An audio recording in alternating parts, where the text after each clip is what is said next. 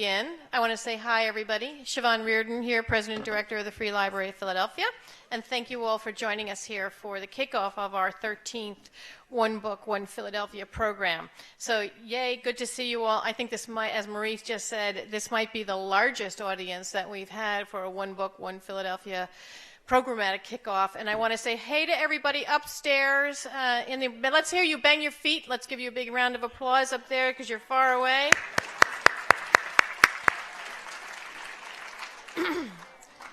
So we have some housekeeping before we begin tonight's program. We need you all to silence your cell phones, please, please, please. We really don't like flash photography, so don't do that. And of course, a book signing will take place upstairs after the program. So welcome to Parkway Central. And this is our 13th One Book, One Philadelphia program.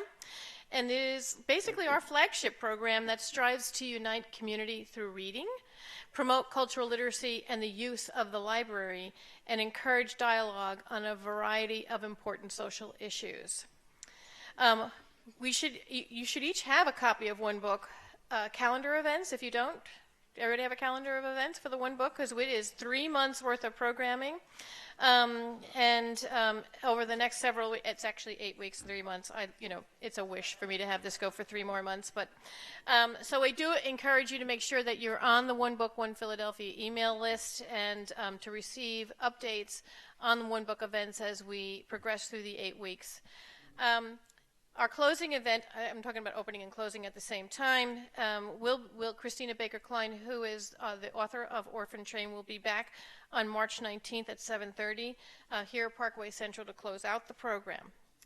But I also want to, this is a very important note tonight. We need to acknowledge Marie and Joe Field, because as of tonight, Marie and Joe Field have endowed the One Book, One Philadelphia program, so it lives in perpetuity here at the Free Library of Philadelphia, and I'd like to acknowledge them.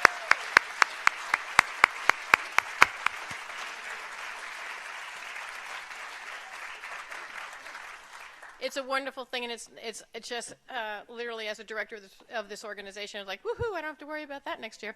So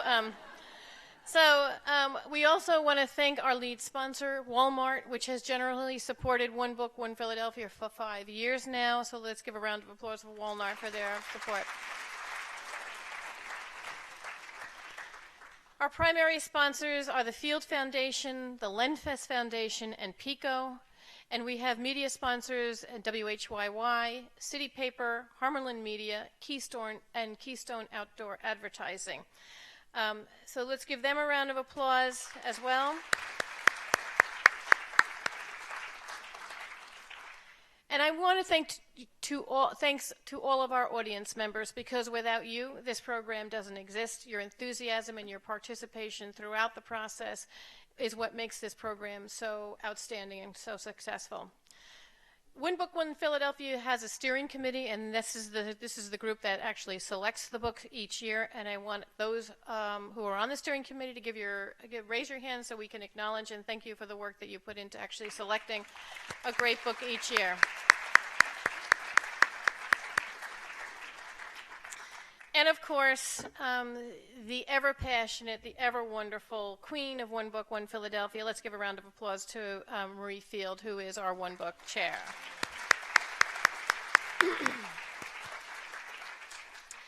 I have the privilege of introducing Rick Phillips, who is the Walmart's Human Resources Marketing Manager, and please give him a warm Philadelphia welcome and thank them for their support of One Book. Thank you.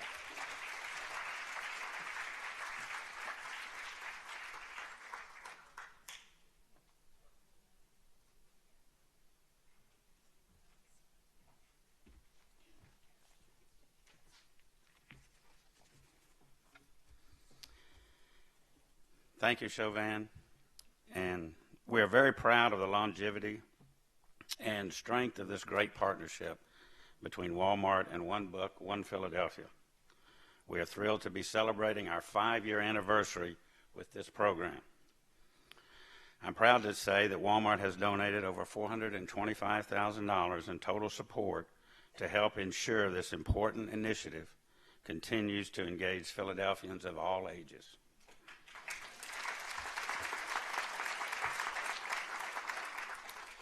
At Walmart, we are committed to making a positive impact and giving back locally to the communities we serve, and we've grown and we will continue to grow. We are passionate about helping people live better and very proud to support and engage with One Book, One Philadelphia, a terrific example of a wonderful and strong partnership. We are delighted to continue to be the lead sponsor of this initiative that brings diverse people together through reading, learning, and exploring important ideas through great books. And I would like to close by thanking Chauvin and her team for what the Free Library does for everyone in Philadelphia. Thank you.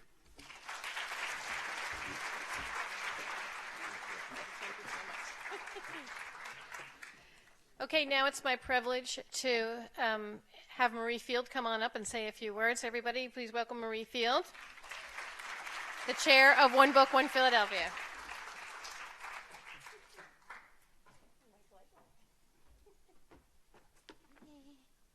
Wow, a lot of people.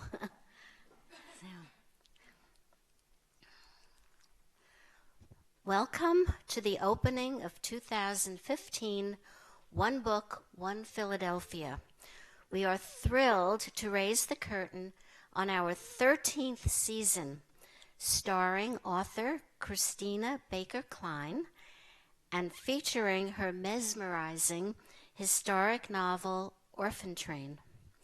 Critics and fellow writers have praised Orphan Train for its exquisite writing, its inspiring narrative of loss, loneliness, and redemption, its heartrending depiction of a mostly unknown period in American history when more than 200,000 orphaned, abandoned, and homeless children were carried by trains from eastern cities, including Philadelphia, to Midwestern rural communities where they faced uncertain, often frightening futures. Some were adopted and treated well. Most were employed as farm laborers or servants. Many were exploited and abused. From author Kathleen Kent, a poignant and memorable story of two steadfast, courageous women, a revelation of the universal yearning for belonging, for family, for acceptance, and ultimately the journeys we must all make to find them. And author Helen Schulman, Christina Baker Kline's latest wonder, Orphan Train, makes for compulsive reading. Meticulously researched and yet full of the breath of life, Kline's novel takes us on a historical journey where survival depends upon one's own steely backbone and the miracle of a large and generous heart. And from our most important critics, Philadelphia readers, all of you. I never knew about that chapter in American history. How could I not have known? I couldn't put it down, stayed up all night to read it. I broke down and cried. As with all outstanding literature, Orphan Train provides a reading experience that will transport Philadelphians across borders of the imagination, where they will recognize their own selves in the lives of people set in different places and circumstances. This year, we travel on railroad cars with frightened young children as they journey from East Coast cities to the rural Midwest. We stand with them on station platforms, waiting to be selected and taken away by strangers. Through the power of Christine Baker Kline's writing, Philadelphians will move closer to a deeper and more empathetic understanding of the difficulties of life for those children and, by inference, for the countless children who today, here in Philadelphia and beyond, continue to lead lives of quiet desperation. We are grateful that Christina will impact Philadelphia both through her masterful writing and her many personal appearances throughout the programming period. Inspired by her writing, many of our events, designed to deepen and expand our reading experience, will focus on the plight of orphaned, abandoned, and abused children, both historically and today. Once again, we shall celebrate the rich diversity and common humanity of everyone who lives in our community, this year focusing on the contributions of Irish and Native Americans. One Book is proud that our reading selection will generate thoughtful inquiry and conversation, as well as inspiring original writing, art, and music, as you will hear later in this program. I would like to take a moment to thank the many supporters who breathe life into our One Book program. Deepest appreciation to the generous donors, the devoted, talented library staff, and the selection and steering committees who volunteer countless hours to help develop One Book, and to the hundreds of community partners who create amazing programs to enrich and publicize our project. My heartfelt gratitude and admiration to Kalila Williams. Where is she? Where? Oh, here. Okay. Yay. Creative and multi-talented program coordinator of this wonderful project, which embraces more than 100,000 people from all walks of life across our region. Christina Baker Kline was born in Cambridge, England, and grew up there as well as in the American South and Maine. She is the author of 5 novels: Orphan Train, Bird in Hand, The Way Life Should Be, Desire Lines, and Sweetwater. Writer in residence at Fordham University from 2007 to 2011, Kline has also taught literature and creative writing at Yale, NYU, University of Virginia, and Drew. She currently lives in New Jersey with her husband and 3 sons. And now I am honored and delighted to introduce our 2015 One Book, One Philadelphia author, Christina Baker Kline.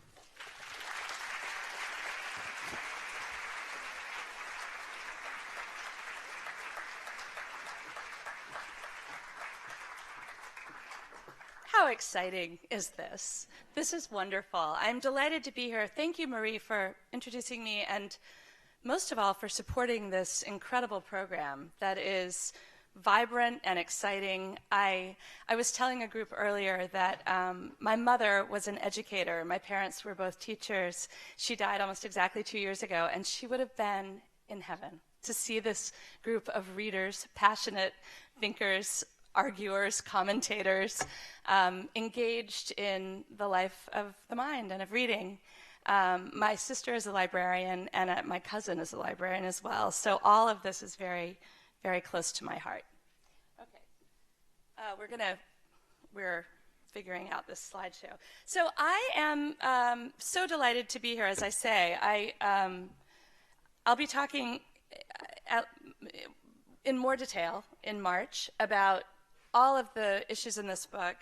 Today, I'm just going to do a short version of a slideshow that I often give that you can come back and see later if you want to sort of get more of a story about how this all happened and why I'm here and what this story, where it came from for me. But tonight I'm going to do a short version of that. I'm going to read you just a couple of paragraphs from the beginning of the book for those of you who haven't read it yet.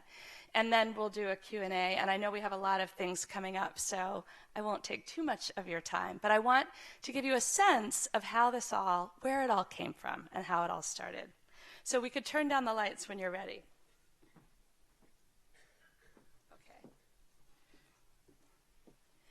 Okay. It all began with this kid. So this is my son, Hayden. He's 8 years old when this photograph was taken. As you can see, kind of a quirky child wearing his pirate costume to play the piano. He's now 20 years old and a sophomore in college. When this photograph was taken, we were visiting my in-laws in Fargo, North Dakota, of all places.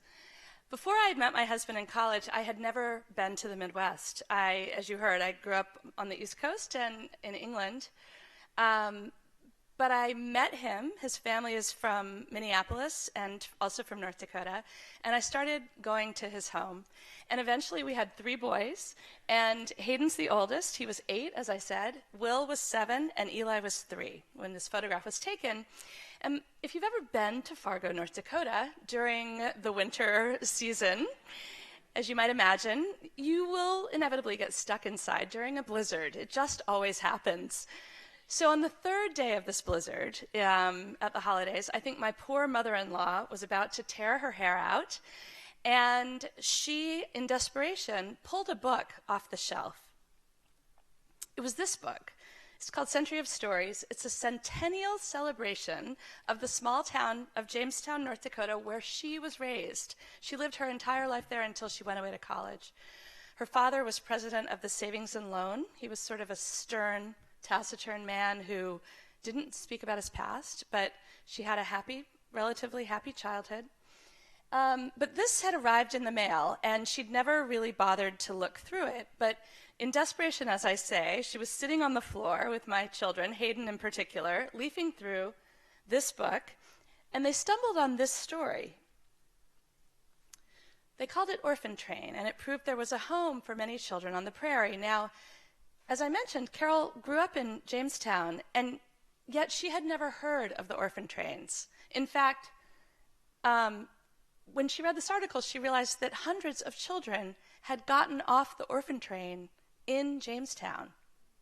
And somehow she'd never heard anything about it. And even more shocking, her father was featured in this article, and his younger brother, and their 3 sisters. These 5 children were orphaned and put on a train and ended up in Jamestown. Her father was 15. He was too old.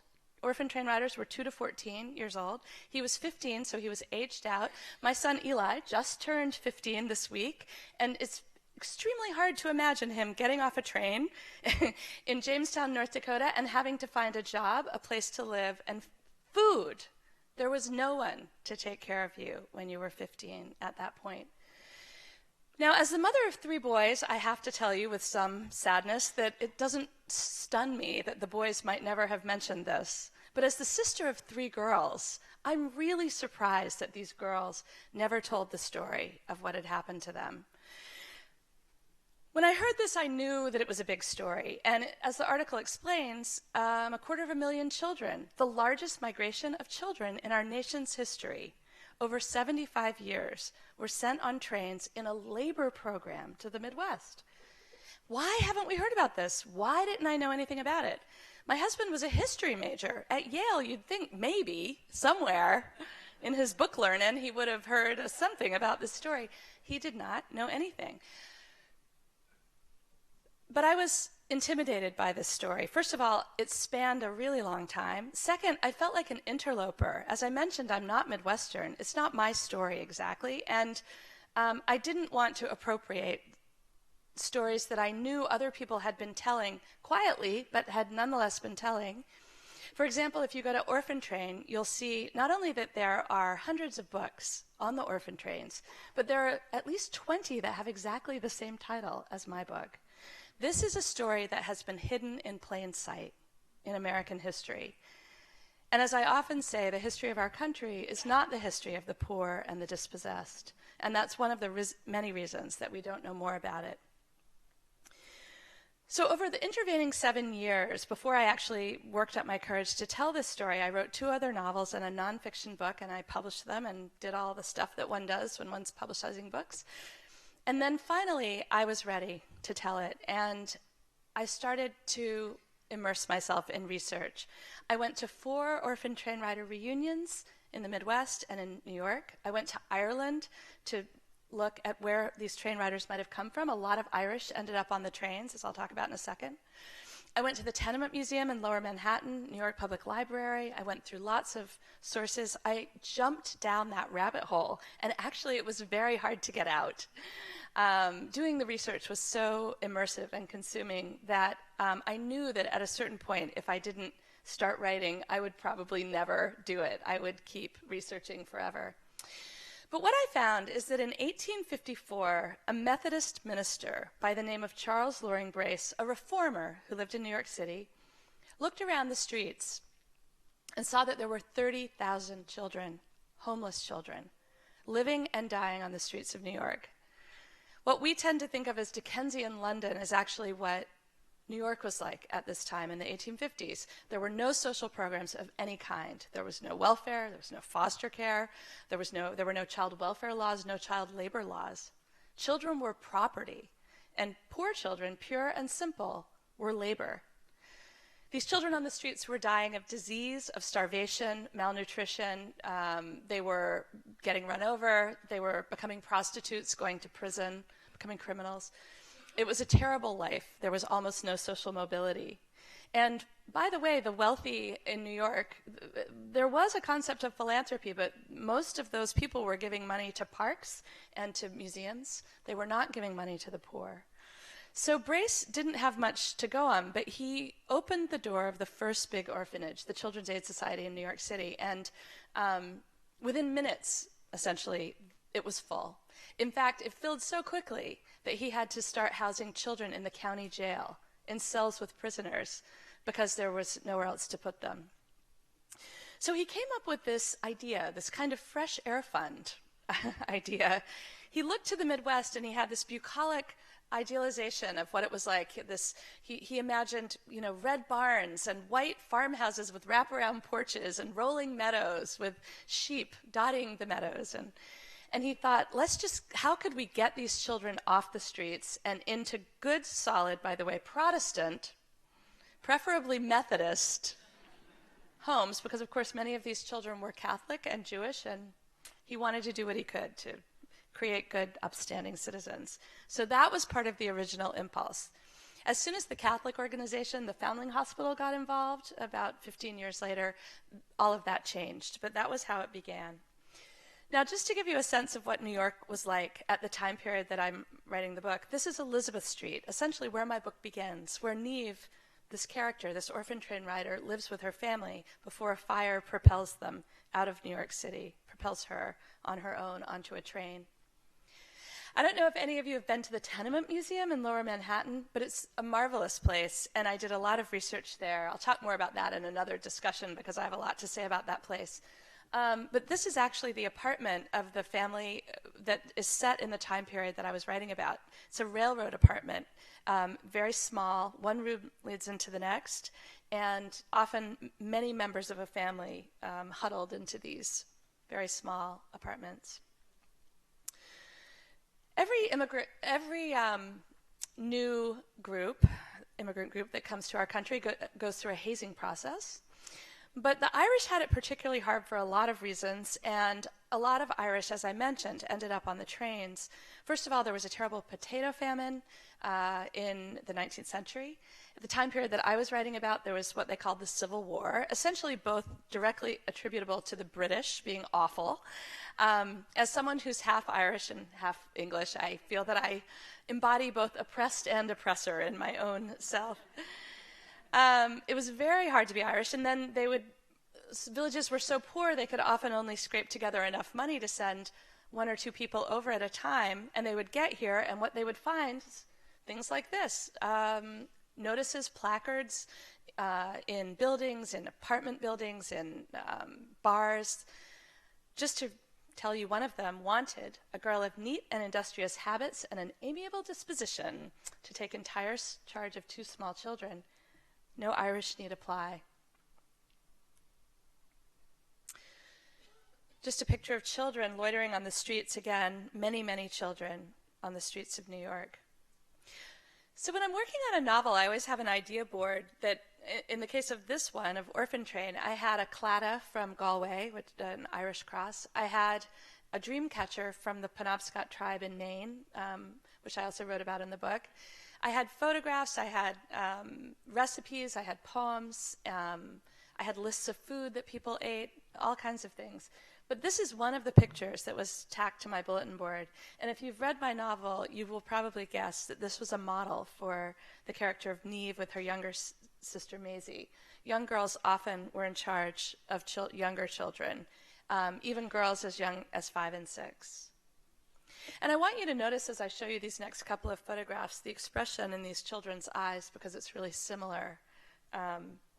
Not many people were taking photographs of poor people and children at this time, so I was lucky to get a hold of some photographs from the Children's Aid Society and the Library of Congress.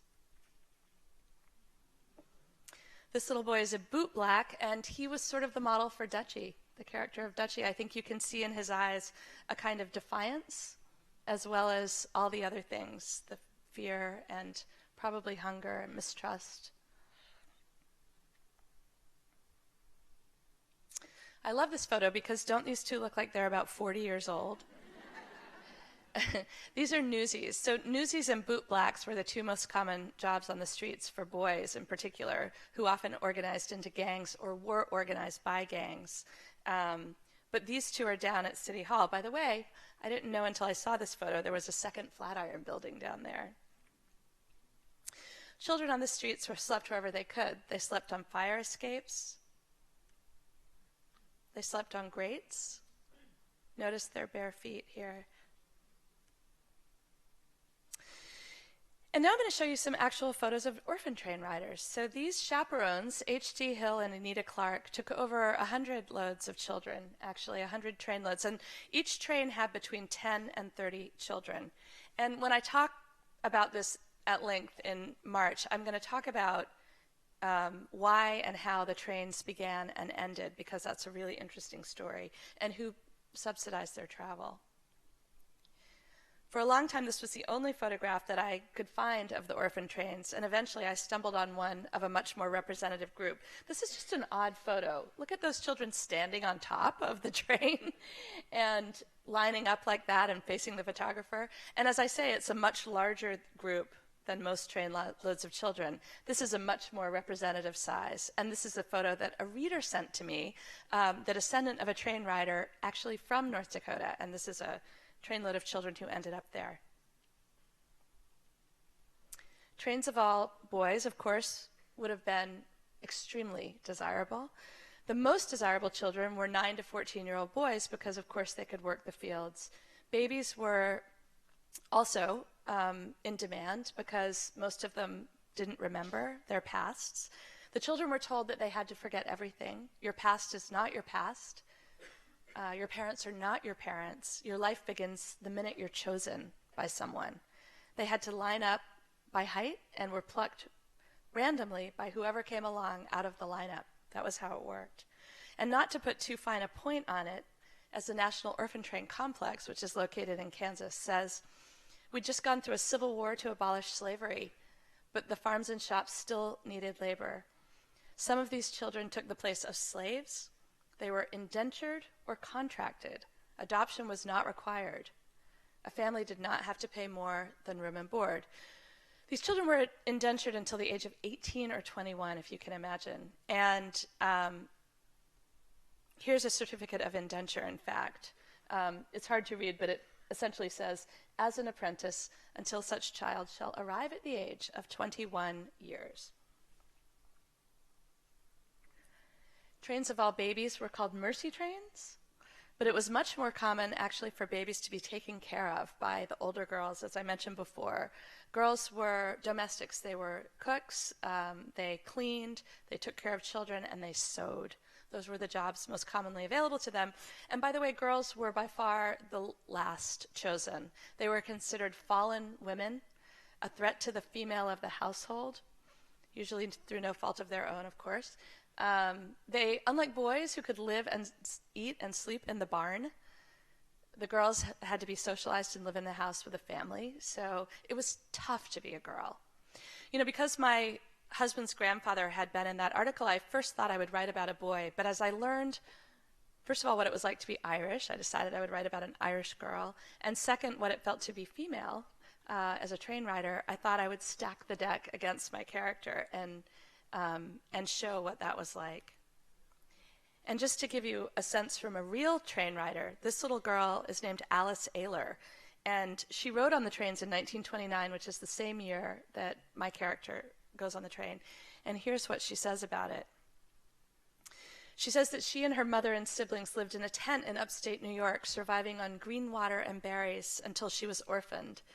And then she went on a train, and she says, she moved from family to family, a hired hand without pay. I was told constantly that I had bad blood.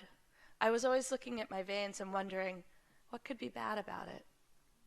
It looked just like everyone else's. So this little girl is a seamstress, and this photograph, wait a minute, sorry, going back, this one, was also on my bulletin board because there was something about her resolute expression that I drew inspiration from when I was talking about how Neve became Dorothy and worked as a seamstress in the first home she was put into. This is actually the only photo I've ever found of children lining up by height. This is a typical poster, and this is the one that I quote in the book. It says, "Wanted homes for children. A company of homeless children will arrive from the east. These children are of varying ages and both sexes, having been thrown friendless upon the world." And then it goes on to say that homes are wanted with farmers, and being mostly of respectable parentage, they are desirable children and worthy of good homes. And it says then, the indenture shall provide for 4 months of schooling, which actually was very difficult to enforce, particularly with those older boys who may have never been to school. They may not even have spoken English very well. Some didn't know how to read, didn't even know the alphabet. And of course, the farmers had little incentive for sending these boys to school either. So that fell apart for a lot of people. Train riders went all over the United States, even into slaveholding states, as you can see here. And furthermore, it wasn't until I began doing research that I learned that my husband's grandfather wasn't on a quote-unquote official orphan train. He and his siblings came from Missouri to North Dakota. But what I learned is that there were trains crisscrossing the country all over the place, sending children from California to the Midwest, from Canada. They were sending children from the Midwest to the East Coast. It was quite amazing in this age of rail travel how many children ended up on trains virtually by themselves. By the way, when I gave a presentation in New York, a woman was sitting in the front row who was in her 90s, and she saw this map. This is, by the way, extremely partial. These are not accurate numbers. Accurate numbers were very hard to come by because birth certificates of these children were altered, destroyed, and locked up. And unlike other groups that sent people on trains, the record keeping was very spotty. In fact, they didn't want to keep records, really, because they wanted these children to be fully assimilated, to forget their pasts, and not to be able to trace back to where they'd come from. But I was giving a presentation, and this woman said, "Oh, I grew up in upstate New York, and every summer we got a trainload of boys, put them to work on the farm." She said, "Those boys just had the most marvelous time working on our farm."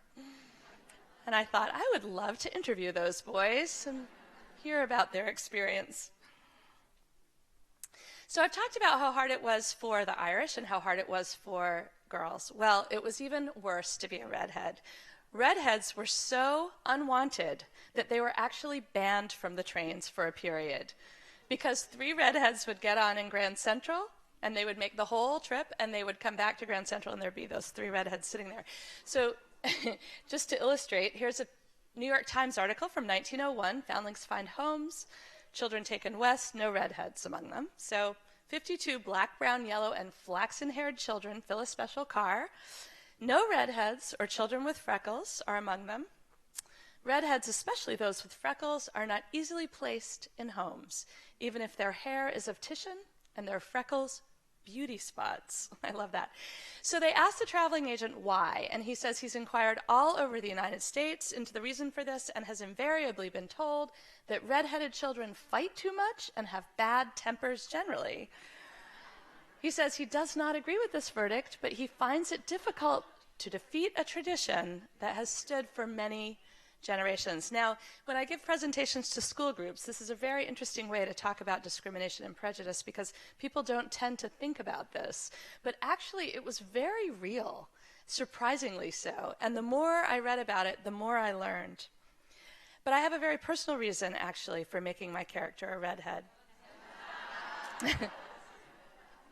These are my two oldest children, Hayden and Will. And when I was talking with them about this, in fact, I've discovered that not only was there a lot of prejudice in this country against redheads, but in Ireland as well. For example, did you know that if a redheaded woman walked past a ship before it was christened in Dublin, it was considered bad luck? I mean, honestly? Yes. So anyway, I was talking with the boys about it, and Will, the one who's in the white shirt, said, well, I'm going to show you. He Googled redheads. And, the longer one has another one. But there are lots of examples of how it's sort of funny and silly, the teasing that still goes on, but it's rooted in something very real. And I tried to show a little bit of that in the book. So I'm going to end by just telling you quickly about this wonderful story. So I'll talk about this more at length, but the train riders did not talk about their past. There was a lot of shame around it, and for a lot of reasons, they didn't find each other or even know that there were other train riders out there. So in 1960, this woman named Marie Lensmeyer was talking to her friend, a woman in North Dakota actually, and this woman said, she mentioned that she was a train rider, and this woman said, I know someone else who's a train rider. She connected the two of them, and a third woman someone had heard of, and they decided to put newspaper notices all over the Midwest and to see what happened and to see if anyone would show up.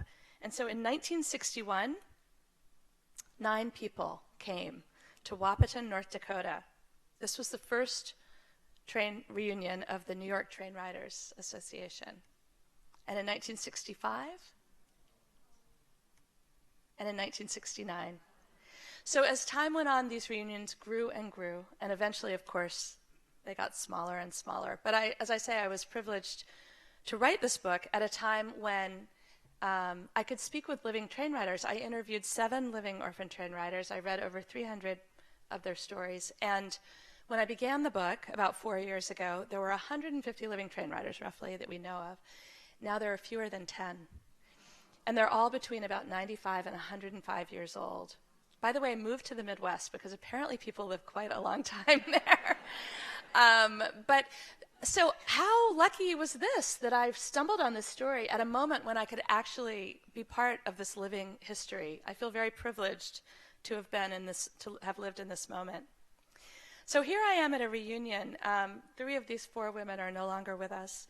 And I'm going to end by telling you a little story about a woman that I met. Well, I guess that's actually, I'm not even going to tell you that one. The woman beside me is Renee Wendiger, and she runs the New York Train Riders Association. Her mother is the woman in maroon who is still alive at almost 100. And the 2 of them have done tremendous things for this organization and for our understanding and knowledge of the orphan trains. So I'm thrilled to be able to share it with you. There's so much more to say that we will discuss in the coming months, and I'm privileged to be here. So thank you. Oh.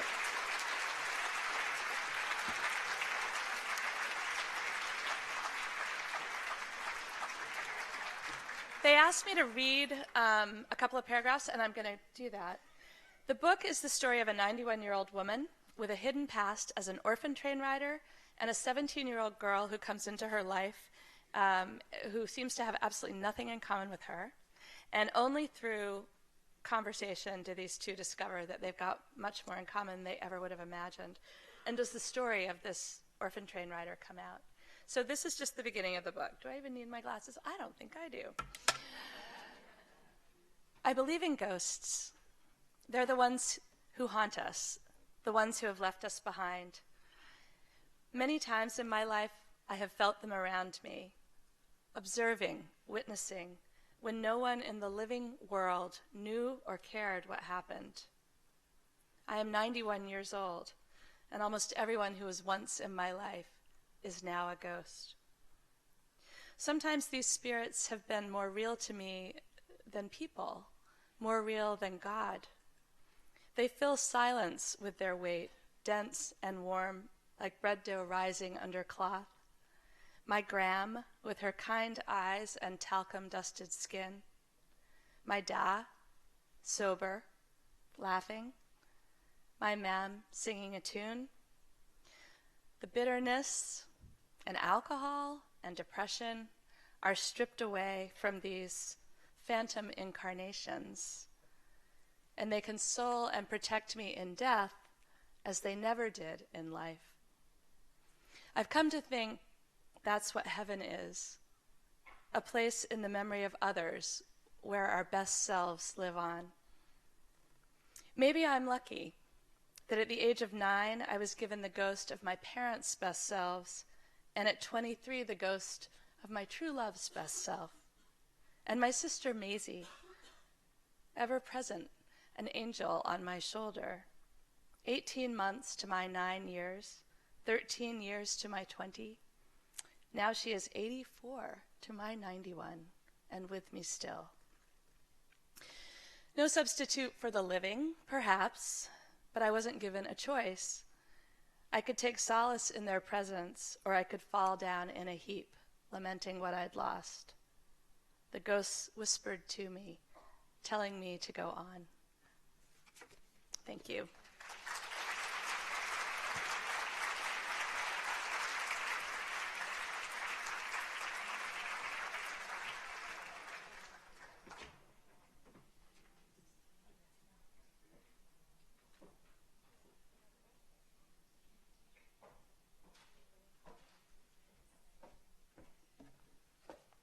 In a minute, we're going to put out a couple of chairs and invite Peter Crimmins from WHYY to come up and join Christina for an interview.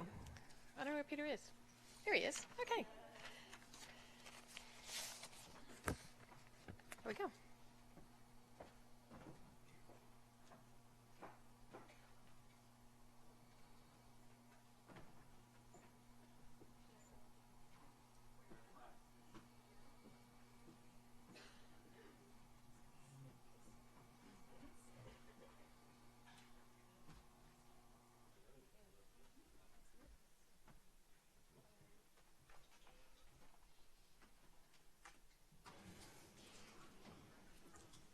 Are we on? There we are. We're on.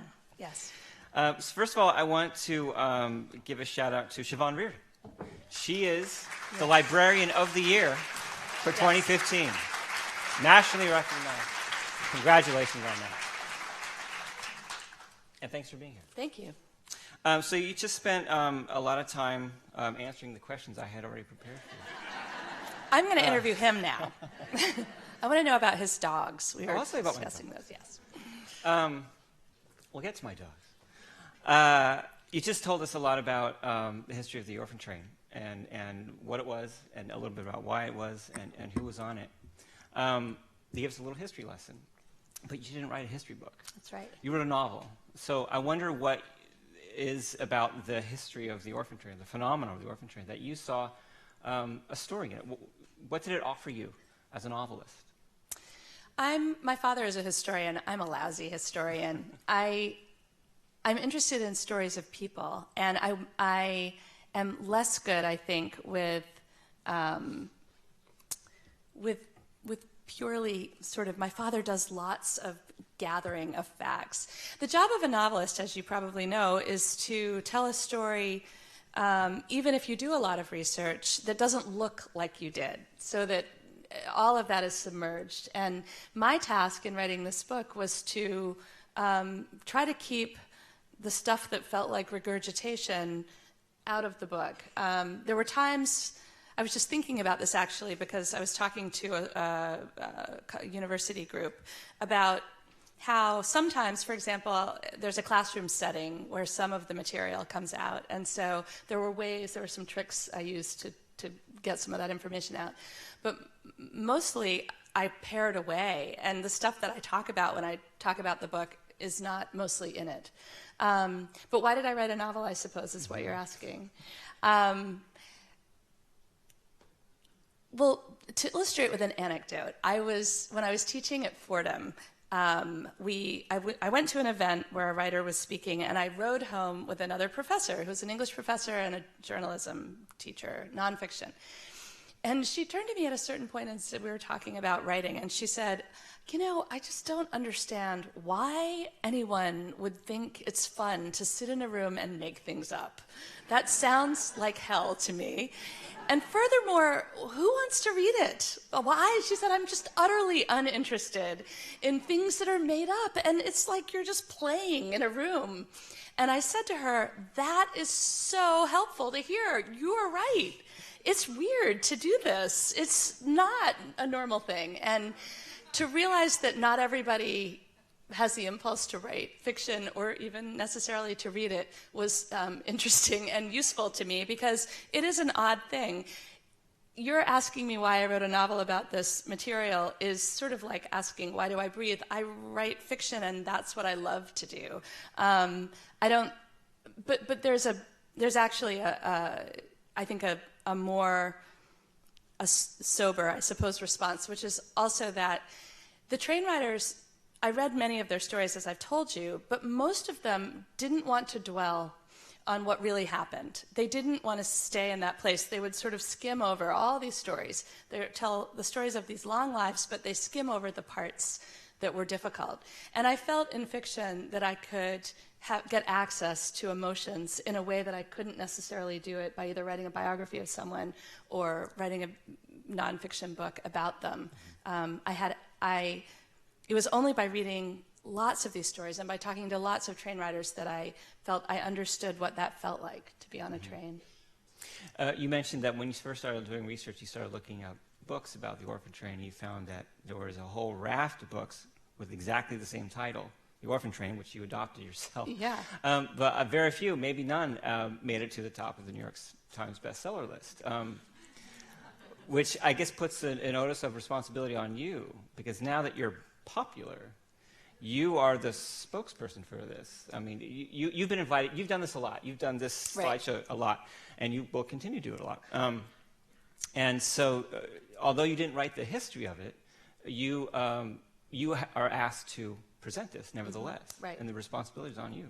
I do feel the serious responsibility of that, because of these 250,000 train riders, there are over 3 million descendants, and they care a lot about the story. There's a whole long story I'll tell you in March about how in the first draft, I sent the whole thing to Renee, the woman I told you about who organizes the reunions, who's sort of the brain of American orphan train riders. She knows everything, and she's written books about them. And she there were all kinds of things I got wrong. And, I write novels. This is my 5th novel. This is the first one that actually every fact in the book is true. I didn't at the beginning, but in the end, I felt a great responsibility to be factually accurate. And that was a new weight, I think. And it was only by immersing myself in this world that isn't my world and understanding how much it meant to people that the facts be right, that I came to the place. I've had this conversation with lots of other novelists about why I would feel that I needed to do that. I mean, people, novelists take the truth or take the facts and change them all the time. But I'm glad I did, actually, in that aspect. I mean, the story is fiction, but the things that happened to her, for example, everything that happened. Dutchie was traded for a pig. That happened to an orphan train rider. Neve went into multiple homes, had her name changed multiple times. That was a very common journey for train riders. I wanted to show a kind of representative story, neither the most dire stories that I heard, nor the happiest ones. I wanted people to see what it was like for an average person who rode on a train. You did mention that you stacked the deck. I did. Against Dorothy, Vivian, et al. Yeah. A lot of people had the deck stacked against them, though. And boys, in a way, that would have been a whole other story because they were often abused physically, and it was a whole different thing because they were labor. Right. Yeah. We spoke a couple months ago over the phone before tonight, and so I know a little bit about the way this came together, and I don't know if it's clear to everyone else, but the characters are fictional. I mean, Right. None of the characters in here are derived from real people, but as you say, they're composites of things that actually happened. Right. But you're not drawing actual historical figures into this novel. Yeah, when you write a novel, I'm sure there are writers here, and you probably know. When you write a novel, or when I write a novel, I should say, I don't always know what my influences are, in fact. It takes years. Sometimes critics tell me what has influenced me. For example, yesterday, I was in Sarasota doing a community read, and the interviewer mentioned that he thought of Zola's, of Germinal by Zola. I don't know if any of you have read it. It's about children in France in the 19th century working in the mines. That was one of my favorite novels in college. I carried it around with me everywhere. I read it probably 3 times. I didn't think of it as an influence, but it clearly was an influence. Also, this novel went through about 20 different covers before we found one that seemed to work. And one of those covers looked exactly like a Laura Ingalls Wilder book. And it wasn't until I saw that cover that I remembered, as a child, I had been obsessed with those books. I read each of them probably 6 times. Now I can see that those influenced me, even in being interested in writing about this, but I would never have thought about that. You mentioned before we started talking, you also mentioned a book that highly influenced you. It was a first-person account of a woman on the prairie who kept kosher in an underground hut? So, yes. Kind of, yes. It's called a sod hut. So, as I began researching the book, I started looking for stories of people who had been in the prairie in various ways. And there's this wonderful book for all you librarians out there. I'm sure you know this book, Out of the Dust by Karen Hesse. My gosh, it won the Caldecott or something. Anyway, it's a young adult book. One of my children had it. And I started reading it. It's prose poems about growing up in the Dust Bowl area. That book was so useful to me in thinking about how a young girl would have felt in a situation like my character endures. But I was in the Heartland Museum in Fargo, North Dakota, they've set it up like it, covered wagons and things like that, all this stuff. And I stumbled on this book called Rachel Kaloff, A Jewish Pioneer on the Prairie. I am not joking. It's a memoir. It's her journal. It's her diary from this period when she not only lived in North Dakota in a sod hut with many, many children, but she kept kosher and almost starved to death. And it was so fascinating. It's the most fascinating book. And the other day I was yakking about it, and someone had done their PhD thesis on it. We were so happy to find each other. No one knows this book. But I had a whole shelf of books that influenced me in one way or another, and that was just one of the most exciting things. Also, I just love those details of how you lived and what life was like. The thing that was amazing about this Rachel Kaloff book is that, I don't know if any of you have seen The Village by M. Night Shyamalan. Okay, so in this book, she's describing this incredible hardship that she compounds by being kosher. I understand, but it was really hard, awful. And then, all of a sudden, they sort of wander off the prairie and into town, and she has electricity and running water and a toilet. Like, within minutes of kind of, at the end of this book, she's like, then we decamped to town, and this whole story is over now. And it was like, she almost died. There were all these terrible things that happened. Like in The Village, where you think it's a village that's in the middle of nowhere, and really it's by a highway. That's the connection. So anyway, but that was all very influential. Okay. Well, I think now would be a good time to talk about my dogs. Yes, let's do it. I have 2 dogs. Yes. I have a 90-pound Great Pyrenees Border Collie and a 50-pound Australian Shepherd. I adopted them, and I bring this up because it's actually relevant. Hold on. They were adopted actually in Alabama, and if you ever adopted dogs out of state, you basically order them online. You use an app called Pet Finder, and then you find a connection with a dog, in this case in Alabama, and there is a religious-based organization that will truck them to the northern states. And so they have this route. They pick them up. They spend 36 hours or so stopping every once in a while, letting the dogs off.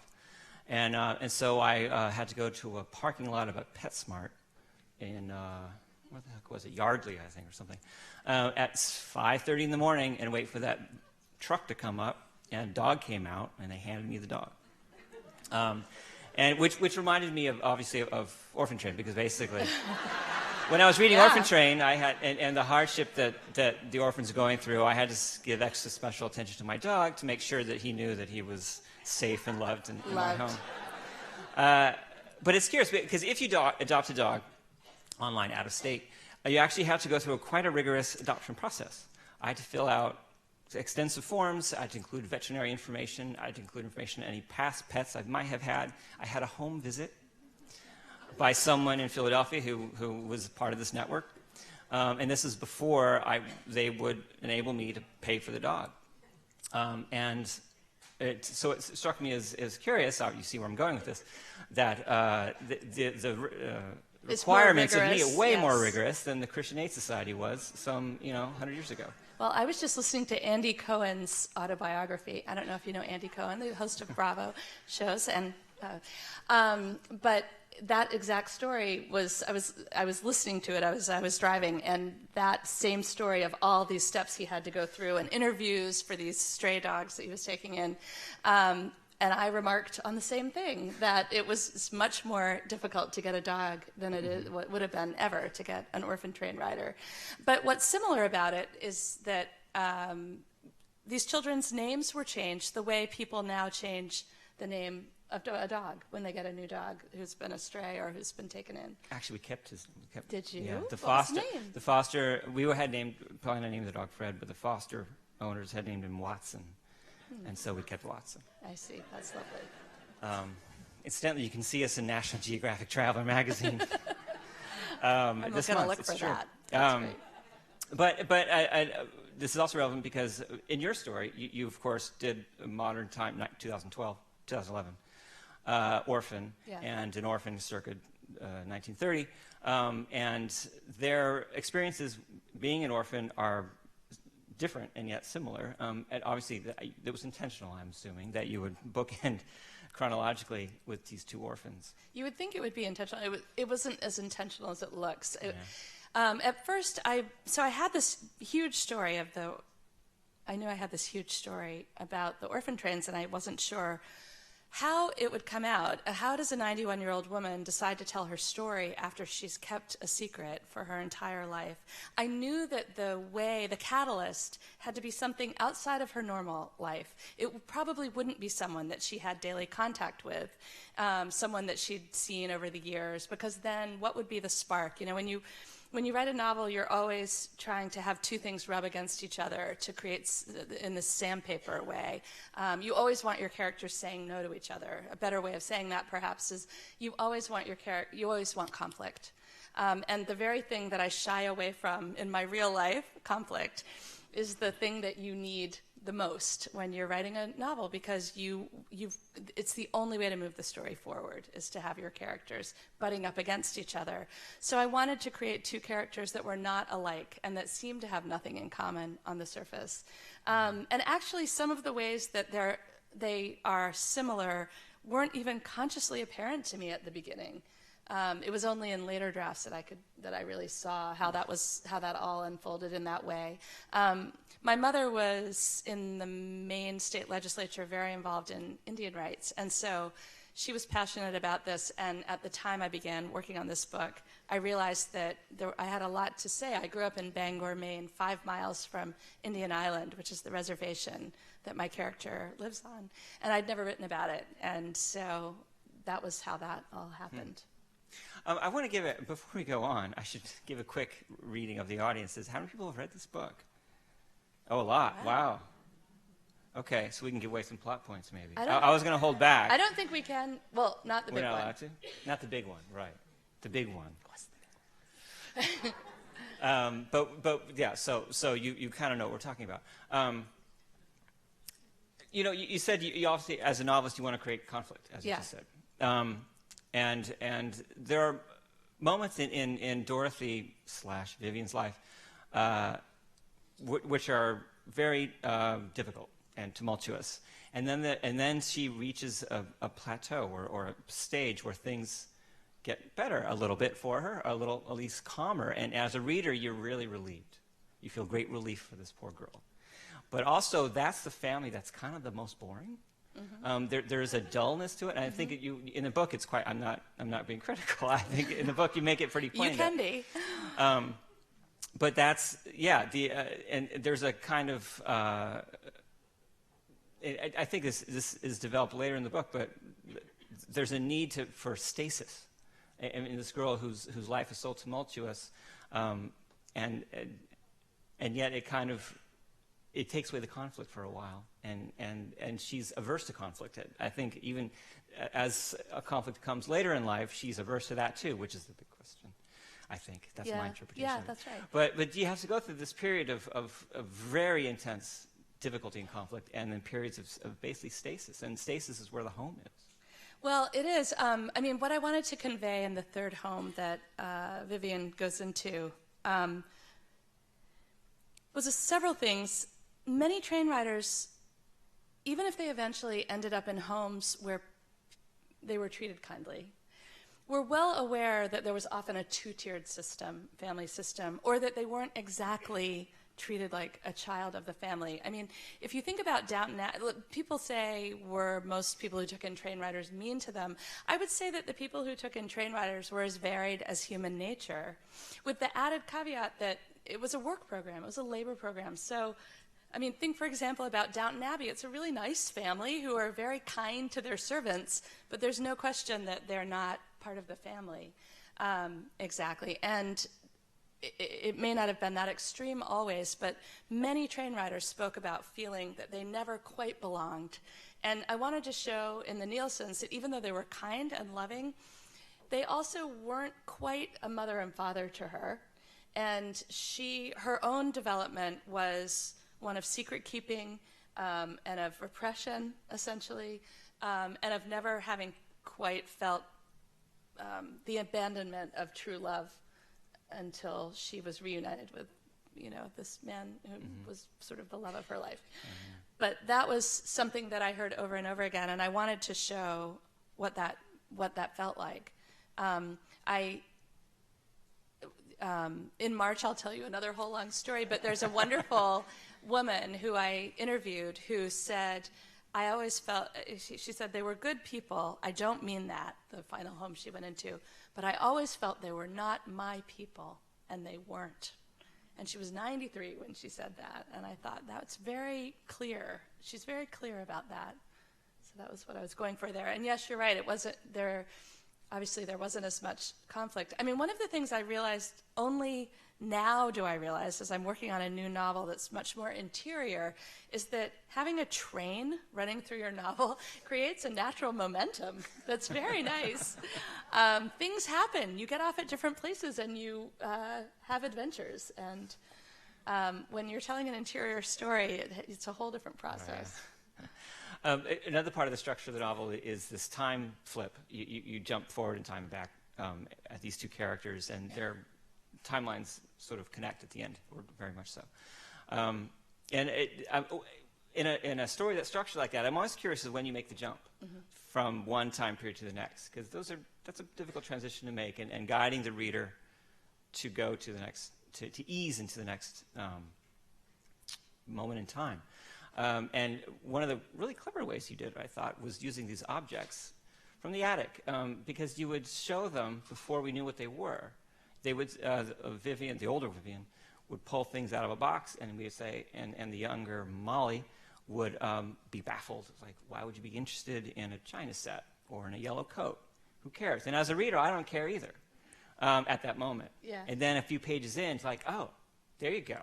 When you made that jump in time, and you can see where that object comes from. And even the charms that Molly wears that her father gave her, the objects take on a certain magical quality, it seems. That was a fun part of the book, was working with these talismanic objects that meant so much to each of them, but on the surface didn't seem either valuable or important, and learning how important they were at some point. I wrote the Orphan Train story all of a piece. There was too much to keep in my head to go back and forth. But the other story I started before I wrote that part, and I finished it afterwards. And then my original first draft, went back and forth from one chapter to the next, and I had all those connections built in. But as I describe in the back of the book, my editor made a last-minute change, I say, that sort of changed the book. She got the book and read it and said, do you mind if I take it home this weekend? I'm printing it out and laying the whole thing out on my floor of my apartment, and I want to see if she said, I think people need to stay with the characters longer. So the book is actually in sort of 40-page chunks in the past and the present. And it's the same story. It's just that, and the hard thing was doing exactly what you talked about, the objects in one scene showing up in the next, because I had built all that in, and we had to carefully make sure that all of that was there. But having these longer sections, I think, gave the audience, the readers, a chance to dwell in the story and to connect in a better way with the characters before moving to the next one. You know, a lot of times when you read a story, and you can feel this way about this book too, but my goal was not to tell a story where you hated going from one to the next, where you were rushing through the pages to get back to the other story. I wanted to tell two stories that were equally compelling, and they were, to me at least. But I will tell you one other thing. One of the hardest things for me is structure. It always has been. Some people have different issues who write. And one great inspiration for me was the movie Psycho. In Psycho, if you remember, the character goes along her merry way for the first 20 minutes of the movie and then is killed, and there's no movie. Everyone you know is gone, and you think, how can this continue? I don't understand. She was the marquee name, too. She was. That was Jennifer Lee. And then she was just dead, and you think, how can there even be a movie now? This woman is dead. And I loved that, and that's what I did. So I had the backstory just abruptly stop, and then you're just in the present day. And that was the inspiration for that cut there. The second inspiration for that is that I was interviewing a train rider, and I said, and then what happened? And she said, oh, I had a happy life. There's no story. After that, there's really nothing to tell. And I thought, that is true, and that's interesting, that this is the story that's worth telling to her about her past. Mm-hmm. And so that was kind of how I did it. I want to give some questions to the floor, but I have one little quick one, and then we'll. There's a microphone too somewhere that we'll bring around so you can ask questions. But you mentioned that you interviewed people. You interviewed train riders just now, and you also said that a lot of times they were very stoic about their experience. So do you? By the time you got to them to talk to them, were they a little looser, or did you really have to dig to get some material out of them? Well, I felt like, to invoke a cliche, the blind man and the elephant, that I had to feel many parts of the story before I felt I could get at what that experience was like. It was only at the very end of the whole process that I interviewed a train rider the one I just quoted from, who said, I always felt they were not my people, and they weren't. She was so eloquent about her experience. But it was after I'd already written a draft of the book. I had to go back and change it after talking with her, because I felt that she had gotten at something that I hadn't yet accessed in the writing of it. Mm-hmm. But it was hard to get it was hard to get much of a story from the train riders. And they'd been told that they had to forget the stories, and so a lot of them did everything they could to do that. Didn't actually remember many of them. Yeah. Well, are there any questions of the audience that you'd like to ask? I know there are. I know there are. There always are. Yes. Did someone? I see a hand. Oh, it's right there. It's in the middle of the room. I thank you very much for a wonderful book, which I discussed in 2 different book clubs. One, a social book club, is here, and another in a psychoanalytic book club. So I wondered what your training was with attachment and thoughts about kids who have disordered attachments, because that's where we went in the psychoanalytic book club. Right. We talked a lot about loss of identity, finding of identity, and the true grit that comes. And we also talked about your wonderful descriptions where somebody who is attractive and looks attractive to the reader also feels attractive and can make up for the lack of attachment. Mm-hmm. So I wondered if you had any training in psychoanalytic work. My sister is a psychoanalyst, and part of it is that 2 of my grandparents were orphans, and my 2 grandmothers were very strong women, and they spoke often about their own lives. And I think that's why I often write about old women. I actually was really influenced by their storytelling as I was growing up. I was obsessed with loss, this psychology of loss. I talk on if you go to my website, there's a whole page on Orphan Train, and I talk some about, Catherine Harrison wrote a book about a boy who killed his parents and his sister was left alive, and she interviewed the sister, and the boy's in prison. But it was about the legacy of abandonment and of trauma, essentially the legacy of trauma. And members of my family have experienced tremendous trauma, and I think I have 3 sisters, and there was a lot of talk about all of that. And so I felt I had access to a lot of that. I've been really interested in all of that, and I've done a lot of reading about it over the years. But I'm not a professional. There's a question here. If you wait for the microphone, you can move.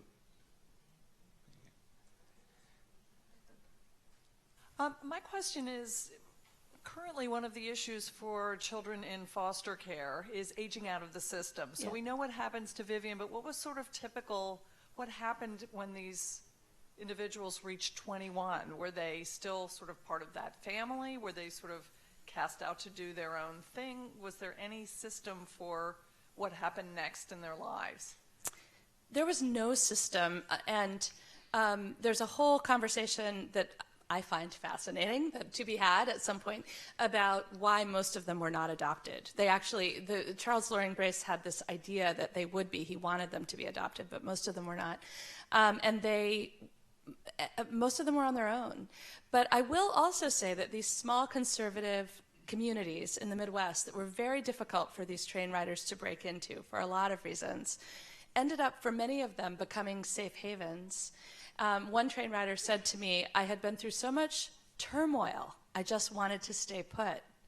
So eventually, although many of these children were traumatized and then endured all kinds of stuff, a lot of them found their footing eventually in their 20s and 30s, and they became teachers and shopkeepers, and they populated these towns and rural areas. 2 became governors, the state of North Dakota and the state of Alaska, which wasn't even a state then. They became senators and doctors and lawyers, and they sort of thrived.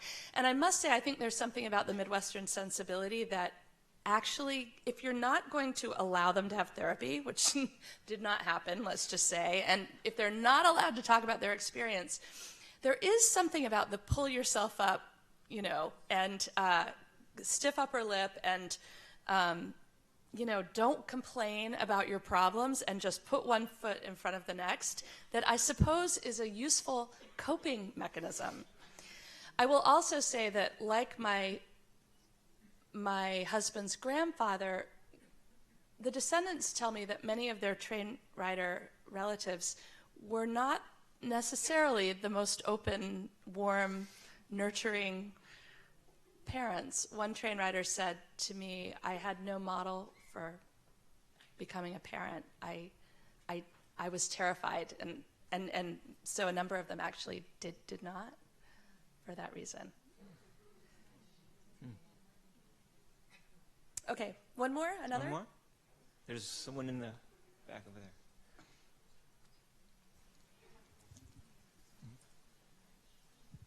Hi. I was wondering why Charles Loring Brace didn't know what was happening to these kids and why he didn't do anything about the abuse that was going on with them. I mean, the program was going on for years. He must have known. Well, you know, it's a tough one because the alternative was that these children were on the streets. This was a private program. It was not a government program. There were no government programs. There was really no, in his view, alternative. And remember, a lot of these stories didn't come out because it was much more likely that the people who took in the train riders would be, their version of the story would be the one that was told. They had to fill out forms every now and then. There were volunteers in communities who were supposed to check up on the children, but children were property. It was much more likely that the parents or the people who took them in would be believed than that an orphan train rider would be. And also, children worked on the farms. Poor children worked in the cities. And it was expected, the concept of childhood did not exist in the same way that it does today, and especially for the poor. So there wasn't an expectation that their childhood would be particularly happy, but simply that they would be fed and essentially shepherded through their adolescence. And that was the goal of the program. And with that goal in mind, he succeeded, and the program succeeded. You know, most of these children eventually thrived, and many, have many descendants, and did fairly well. Mm-hmm. All right. And that has to wrap it up. We do it? Great. That'll do Thank you very much. Christina Baker Kline. Thank you, Patrick. Thank you very much. Thank you so much.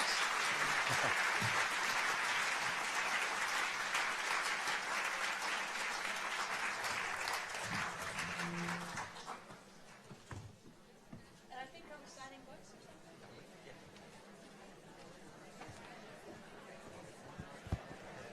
Well, we're not done yet. So hang in there. We will now hear an original music composition inspired by Orphan Train, created by T.J. Cole of the Curtis Institute of Music. The piece will be performed by the Singing City Children's Choir under the direction of Stephen Fisher, accompanied by Chen Tao and Georgiana Harampe Ava. Sorry, excuse me for giving that. The Singing City Children's Choir is a choral music education and performance program for students in West Philadelphia, designed to provide a rich and rewarding musical experience for each child. Originally from Atlanta, composer T.J. Cole is pursuing a bachelor's degree in composition from the Curtis Institute of Music, where she studies under David Ludwig, Jennifer Higdon, and Richard Daniel Bohr. In addition to having her work commissioned by many orchestras and organizations, TJ has produced 2 albums, Solace and Anthology.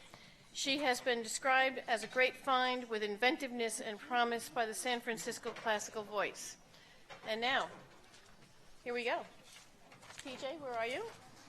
Here we go. Come on up, TJ. Hi.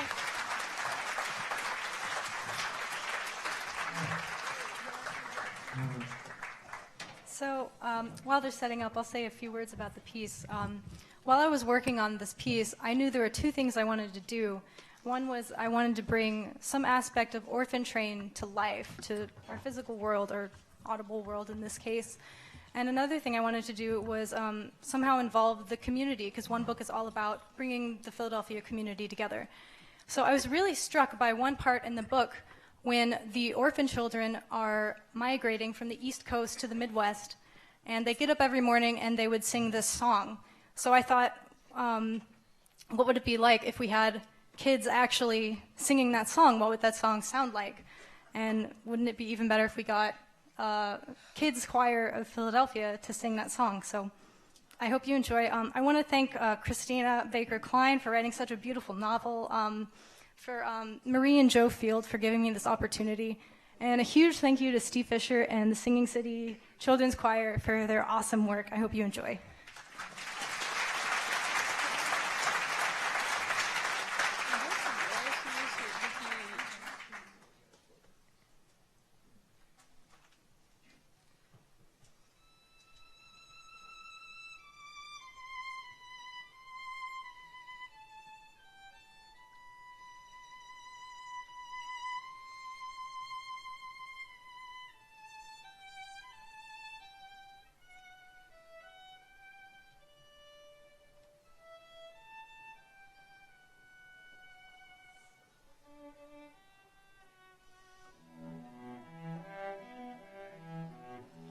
From the city's gloom to the country's blue, where the fragrant breezes sigh, where the fragrant breezes sigh.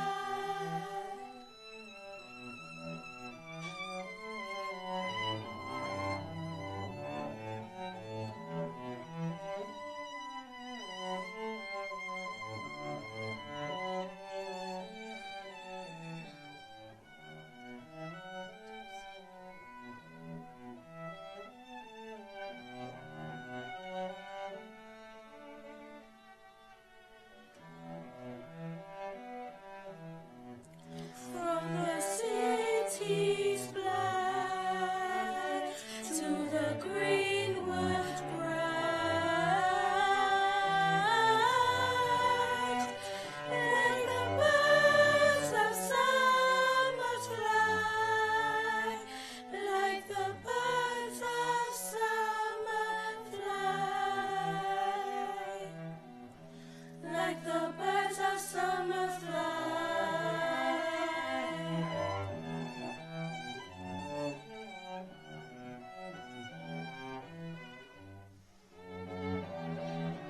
Children, oh children, dear children,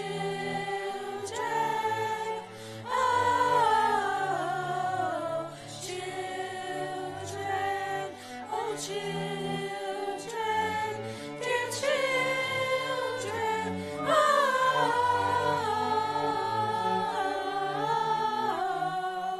children.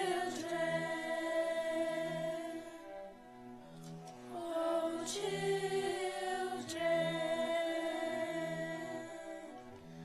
dear children.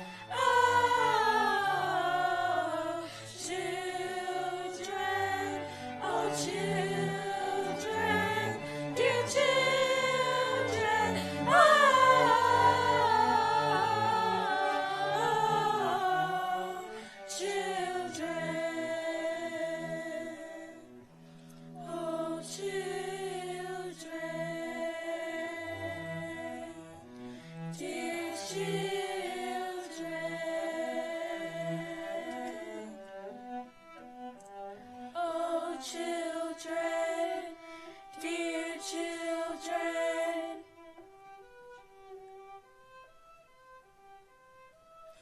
young, happy,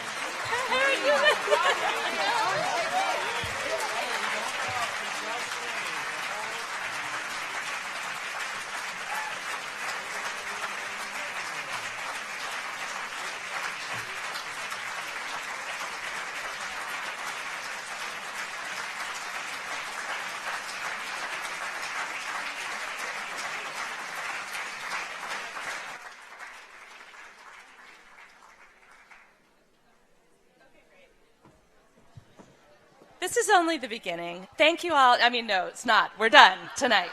But of this wonderful few months. And thank you so much to Kalela, to Marie, to everyone who came tonight. I'll be signing books in the lobby, and thank you.